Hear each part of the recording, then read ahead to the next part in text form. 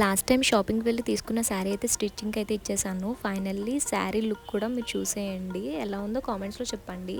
ఇక్కడ మా సిస్టర్ని అయితే రెడీ చేస్తున్నాను.